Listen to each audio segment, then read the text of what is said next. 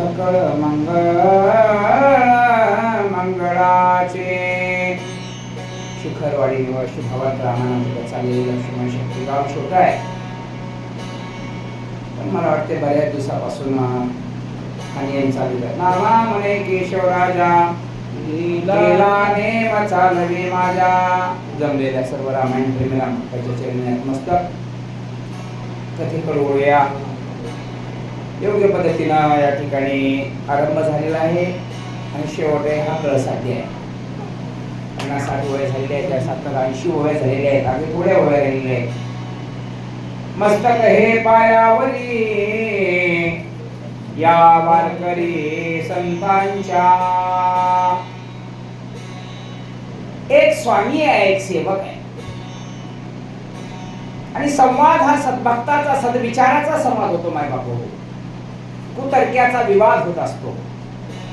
माझ्या भगवंताच्या समोर आलेले त्या ठिकाणी हनुमानजी म्हणू लागले, प्रभू काही कारण झाली, धर्माचं काम करताना, नीतीचं काम करताना अडथळे फार निर्माण होत असतात, आणि म्हणून मला एवढं महत्कार्य करू येताना उशीर झाला, क्षमा असावी, मी दिलगिरी व्यक्त करतो. हनुमानजी बोलू लागले, ऐकता कपीचे वचन तटस्थ झाला रघुनंदन, रामी नाटवे रामपण, भरत संपूर्ण कोणला.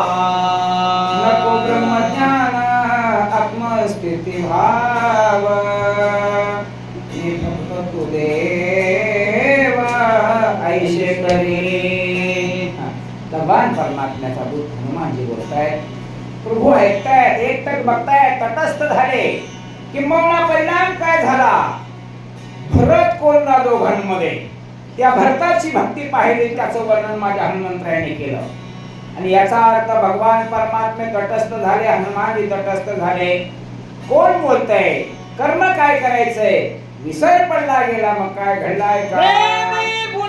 रघुनाथ पुढे देखे भरत, उठोन आली धावत, प्रेमाद्भूत भरताचे.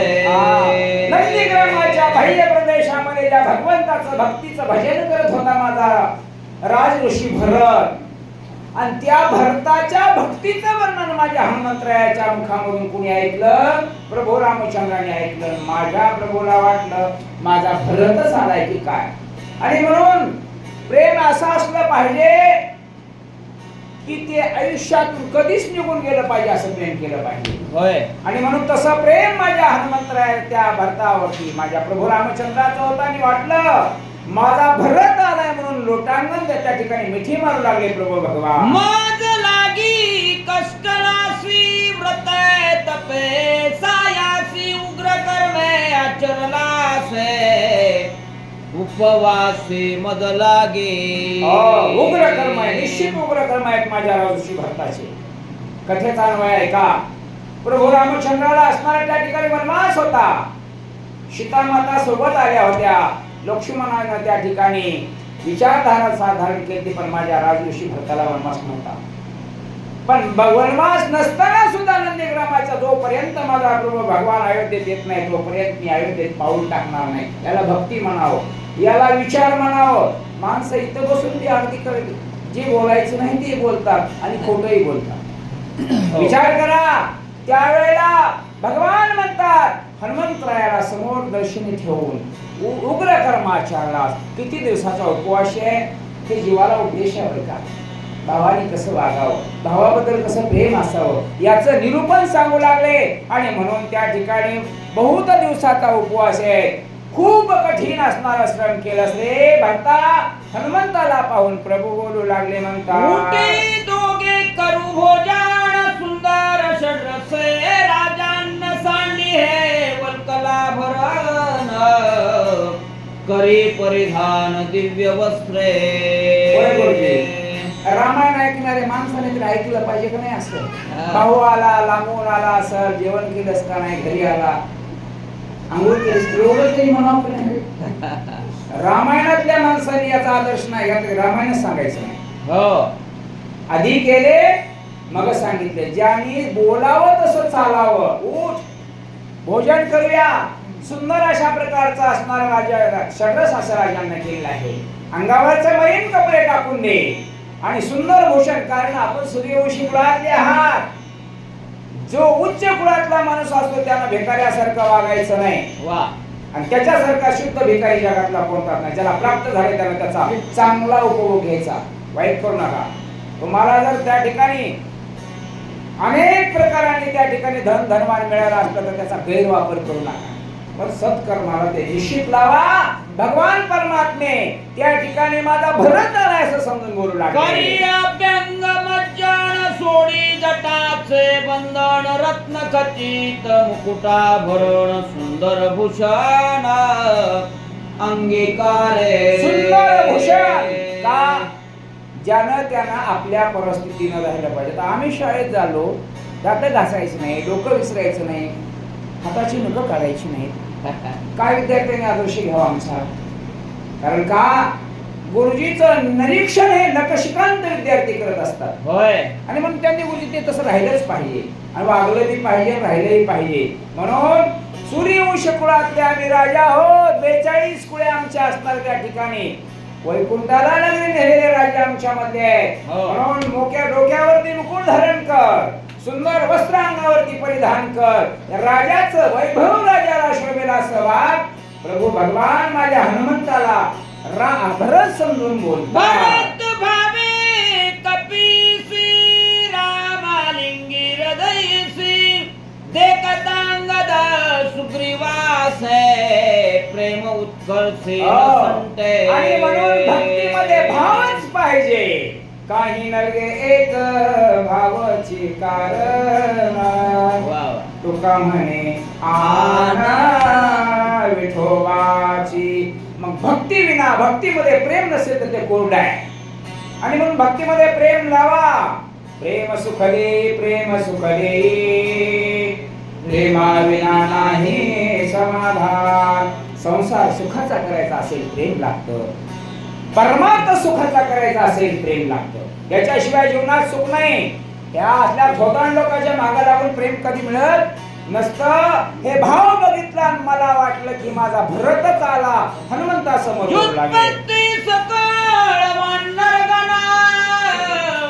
अवघे झाले मूर्छा पण भरत प्रेमाती गहन रघुनंदन भुलविला.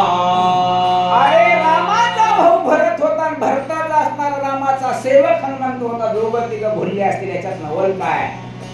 असं वागा की आयुष्याच्या क्षणाला तो माणूस गेला की तुमच्या डोळ्यात पाणी आलं पाहिजे ना, नातं नसताना सुद्धा. सगळे वानरगण त्या ठिकाणी भुलले, विचार करत होते काय प्रेम आहे त्या भरताबद्दल. कुणाला? त्या प्रभू रामचंद्राला.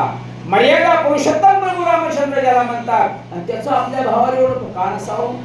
14 वर्ष नंदीग्रामाच्या बाह्य प्रदेशामध्ये राहून जर तो भक्ती करत असेल अखंड, राम राम झाडं म्हणत होते बर का पंडित महाराज. पक्षी राम राम सिद्धांत म्हणत होते पक्षी. काय ताकद असेल? म्हणून जीवन बदलण्यासाठी ताकद आपली वापरावी लागते. हे मला असं बोलच ना, हे माझं ऐकच ना, तुझं ऐकत काहीच नाही. तुझ्या विचारात शुद्धता नाही. म्हणून माणसाच्या जीवनात जो ज्याच्या जीवनात परिवर्तन करतो तो खरा साधू असतो, लक्षात ठेवा. आणि म्हणून एवढं दोघांचं प्रेम पाहून असणारे सगळ्या वानरांना मूर्छा आली. टकमक झाली शब्दाची कुलपे पडली भरत प्रेमे उलटली समाधी लागली सर्वाचे. जसं आईचं प्रेम बाळक बघतं आणि समाधी अवस्था नेमकं बाळकाला बद्दल जितकं प्रेम वाटतो तितकी अवस्था सगळ्या वानरांची झाली. समाधी अवस्था म्हणजे सोपी आहे का? रात्र गुडघे त्या गाडीवर झोप येईना गुरुजी आम्हाला. समाधी अवस्था ही प्रेमाची परमोच्च अवस्था आहे. दोघांमधला प्रेम, दोघांमधला शुद्ध भाव पाहिला.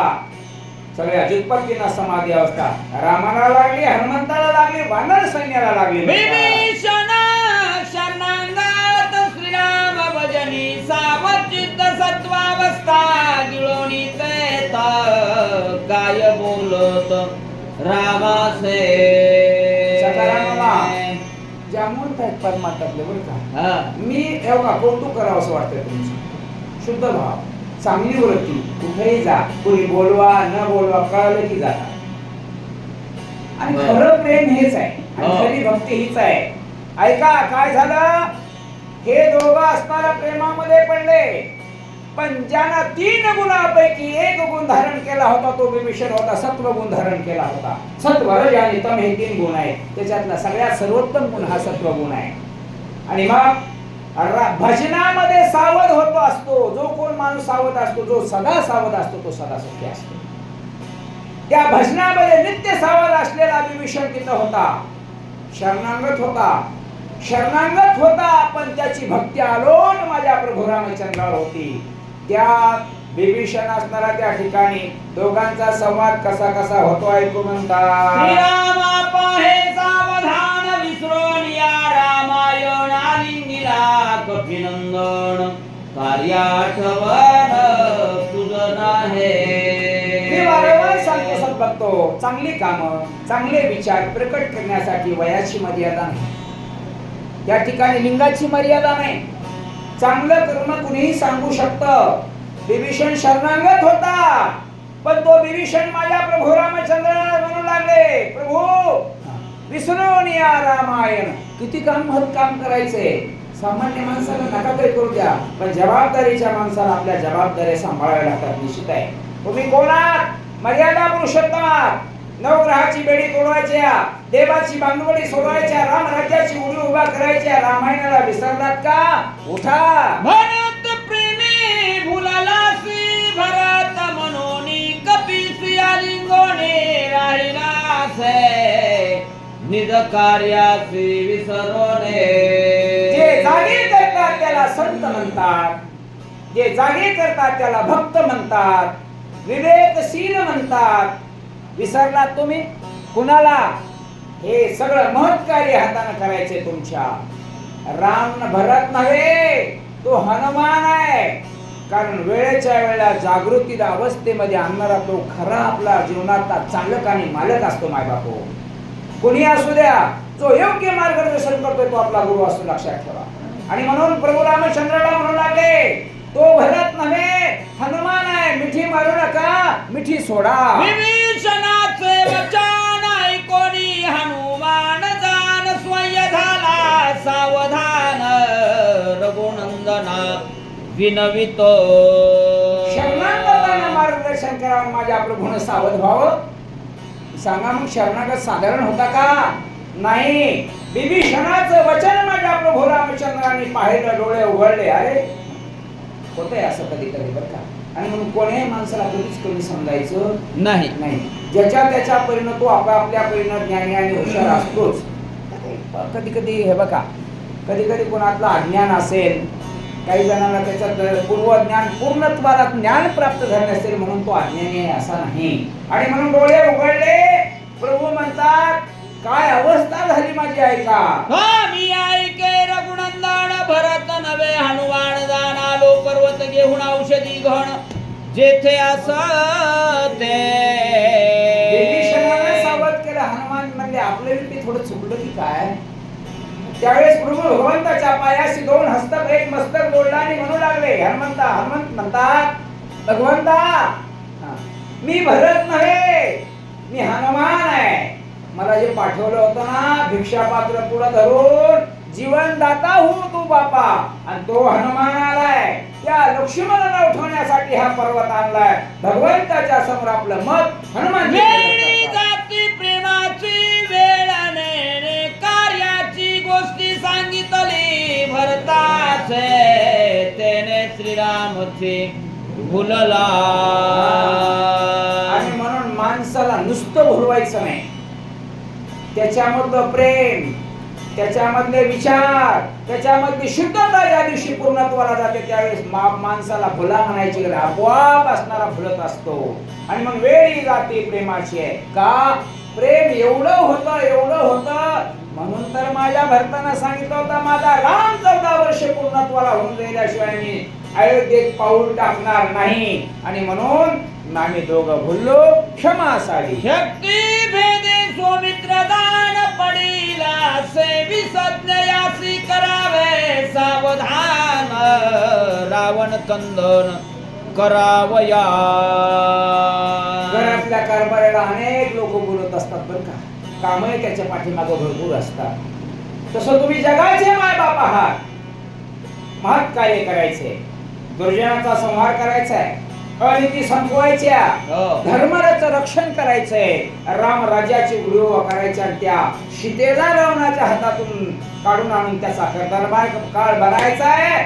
म्हणून सावध व्हा आणि उठा पुढच्या कार्याला. मरकट पाले काही रणेने कार्य कार्यांतर बहुत लाविलासे. उशीर क्षमा रघुवीर मद करो. उच्च कोटीचा विनम्र भाव प्रकट करतात ग्रंथ करते गौबा महाराज. मरकट नेने मी माकड आहे बघा, ऐका. माकड होतं का हो? तुम्ही बालका मला वाटतं सुंदरकांडापासून ऐका. सुंदरकांडाची अगोदर बघा, अरण्यकांडापासूनची कथा बघा. माझ्या हनुमंतानं सुंदरकांडातलं त्याचं वर्णन बघा. ज्या ज्या वेळेला धर्मावर ग्लानी येईल आणि वानरावर ग्लानी येईल त्यावेळी सोडवण्याचं काम माझ्या हनुमंताने केलं. जीवनदाता आहे तो, जीवनदाता. पण तोच जीवनदाता काय म्हणतोय, मी मरकट नेणे सर्वता मला काही कळत नाही. बघा, जे माणसं मला काही कळत नाही म्हणतात त्याच्यासारखे विचारशील आणि सृजनशील कोणीच नसतात, हे लक्षात ठेवा. आणि मला आता मी त्याच्या पुढचं बोलणार नाही, कारण तुम्ही सगळेच सांगतात म्हणून मी सांगणं उचित नव्हे. पायावरती मस्तक ठेवलं माझ्या ऐसे बोलोनी हनुमंत चरणा लागला. त्वरित सावध होनी रघुनाथ. काय बोलत कपेसे. काय बोलला असेल माझ्या हनुमंताला माझा प्रभू भगवान पायावरती नतमस्तक ठेवलं. भगवंताने हनुमंताला उचलून धरलं आणि भगवंताच्या असणाऱ्या मनामध्ये ते कोमल अशी शब्द पुटपुट लागले. माझे भगवान परमात्मे माझ्या भक्ताचं हनुमंतरायाचं वर्णन करू लागले. कसं कसं करतात ऐका. भरत गोष्टे प्रेम उतळले पोटे. काही न देखो दृष्टी तुझचे नेटे घातले. कळलं नाही रे हनुमंता. मला वाटलं मला भरत आला. मी माझ्या भरताचं वर्णन तुझ्या मुखातून ऐकल्याबरोबर माझी अवस्था समाधी अवस्था लागली. आणि म्हणून एक प्रेम हे आंधळं असतं, प्रेम हे वेडं असतं. आणि या न्यायाला अनुसरून मी तुला मिठी घातली. भरत आला असं समजून त्या ठिकाणी भगवान हा भरत प्रेमे भुलला. मी म्हणे भरतची आला म्हणून कपी अलिंगिला. भलाचे वविला हनुमंते. अधिकार याचा श्रेष्ठ आहे. भक्तांना देवाला जागं करावं, पण त्याची पात्रता लागते बघा. पात्रतेशिवाय त्या ठिकाणी कोणती गोष्ट घडत नसते. आलिंगन दिलं, पण त्या आलिंगनामध्ये एवढं मोठं असणारं रहस्य दडलेलं आहे. ज्याच्या सज्जनाला आलिंगन दिलं की त्याच्या मनातले कुविचार निघून जातात आणि तोही सज्जन बनत असतो. आलिंगन घडे मोक्ष सायुज्यता जोडे. आलिंगने संताची दिव्य झाली माझी काया. मस्तक हे पाया वरी त्यांच्या ठेविता. माझ्या मनाची अवस्था विचाराची अवस्था बदलली. मग काय झालं? ब्रह्मादिकान करवती ऐशी कर्मेण स्थिती. त्वासा दिली मारुती निमेष गती. न लागता. जगाचा मायबाप कुणाचं शुद्ध भक्तीचं वर्णन करतोय. ब्रह्मदेवाला जन्म नाही हनुमंता तुम्ही केलं. आणि म्हणून वर्णन करत असताना माणसाच्या वस्तुस्थितीचं वर्णन झालं पाहिजे बरं का. काही माणसं उगच वर्णन करतात, उग वर्णन. स्तुती अथवा निंदा करावी देवाची, कीर्ती मानवाची वर्णन आहे. आणि म्हणून पण माझ्या हनुमंतरायाचा एवढा पवाडा आणि प्रताप गहन होता की ते देवानं वर्णन करावं. ब्रह्मदेवाला जमलं नाही ते हनुमंता तू काम केलास. ऐक, तुझ्या उपकारात तत्वता मी ऋणी झालो. कपिनाथा वाचा कुंडली सर्वथा. काही तत्वता न बोलवे. वाचा बंद करण्याच्या पाठीमाग दोन कारण असतात. एक, कुठंतरी माणूस काय असतो आपल्या जीवनातला उणेपणा दाखवायचा त्यावेळेस एक वाचा खुंटते. आणि ज्यावेळेस महत् कार्य घडतं त्याच्या हातातून त्यावेळेस एक वाचा खुंटत असते. तुझी हे वर्णन करताना शुद्ध पवित्र वर्णन करताना माझी वाचा फुटते. कारण ज्यानं पुरुषार्थ करावा आणि त्याचं वर्णन करावं. पण एकच लक्षात घ्या, पूज्यता डोळानं देखावी स्वकीर्ती कानी ऐकावी. हे माझ्या हनुमंताला आवडत नव्हतं, पण वर्णन देव करतोय म्हणून हनुमानजी शांत तुझ्या बसले. कर्माची कथा काय सांग हनुमंता. हा. का शुद्धीचे कथा कथा चेता तळकाप. भगवान म्हणतात, हनुमंता बरेच कार्य मी अनेकांच्या डोळ्याने पाहिले, पण तुझ्या अलौकिक कार्यासारखं कार्य कोणाचं नाही.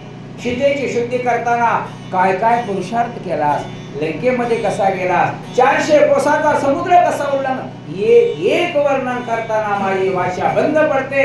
भगवान बोलतात, इंद्रजित वदा लागी सांगत्वा ओढविले सर्वांग. हे गोष्टी ऐकता सवेग होते उद्वेग चित्ताचे. पुरुषार्थ माझा हनुमान करतोय आणि माझ्या प्रभू भगवंताच्या शरीरावर अंगावरती शहारे उमटताय. बघा का इंद्रजिताला मारण्यासाठी कसा पराक्रम केला. तुम्ही म्हणता ही तर सांगायला नाही, तुम्ही ते ऐकावं लागते. युद्धकांडातलाच प्रसंग आहे मागचा. हा 39. आणि मग त्यावेळेला कसं त्या इंद्रजितानं काय कूटनीती आखली होती. पण भक्ताच्या समोर नतमस्तकच व्हावं लागलं. नियतीच्या समोर सत्याच्या समोर कोणालाही असणारा वाकावंच लागतंय. त्यावेळेस इंद्राला बाजून आणलेला इंद्रजित होता, पण माझ्या हनुमंतरायाच्या समोर काही चालणार एवढा आघात पुरुषार्थ तो केला. एका उपकारा उत्तीर्ण जीवेन होई जे कपिनंदन सर्वस्वेशी आपण ऋणी संपूर्ण. मी तू काय द्यावे त्यासे भावे उत्तराय. हे हा जीव पायी जीव थोडा.